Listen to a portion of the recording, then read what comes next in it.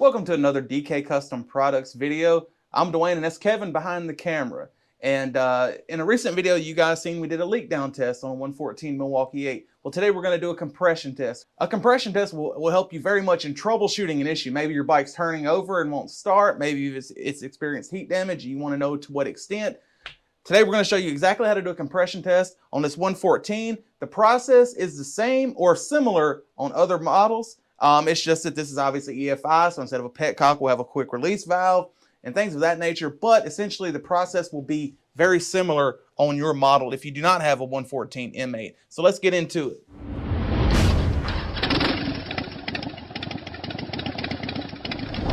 With a compression test, you can do it cold or hot.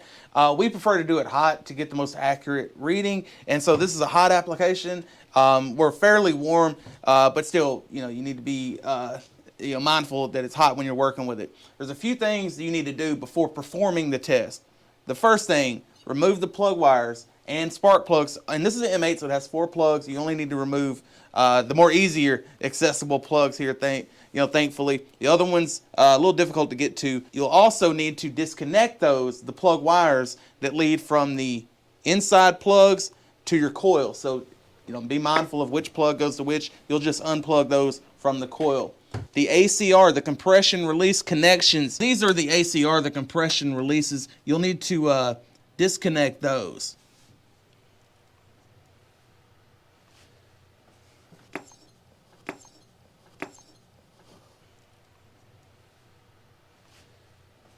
And then you also have to remove your air cleaner because you have to hold the throttle valve open as you crank the engine over to determine compression. This is an electronic throttle-by-wire model. That valve doesn't open with the twist of the throttle without the bike running.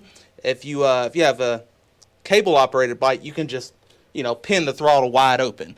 But for this, you want to physically hold that valve open. You don't want to use anything metal. You don't want to scratch anything up. The plastic end of a screwdriver should work perfectly. If you have a petcock, obviously you shut the fuel off. But since this is an EFI bike, we need to release the quick release valve for the fuel feed line. You don't want gasoline pumping through as you're cranking the engine over.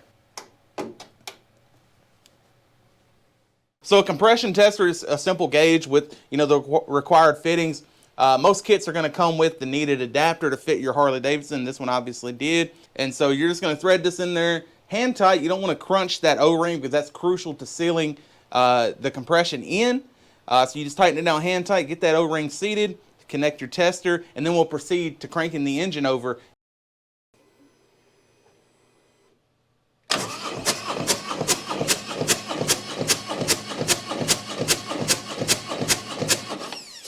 Above 220, 225-ish.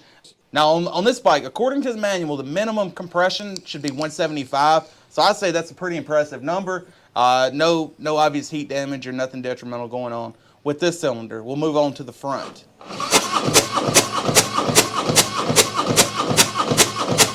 Good news for Kevin's bike. Both cylinders were within 10% of each other. So the rear was up above 220, 225-ish. The front was just under 240, like 235-ish, 240. And so those are within 10%. That's a great number. Now, it sounds like the compression was really high because the compression releases were disconnected. So, don't pay any mind to that. But this is a good test result. All good news. If it wasn't, we would share it with you anyways, but it's all good news. So if you guys have any questions about anything at all you've seen in this video, leave us a comment, or more importantly, shoot us an email, especially if you have a question about product fitment or compatibility or anything of that nature. You need a timely response, shoot us an email to support@dkcustomproducts.com. Y'all ride safe out there.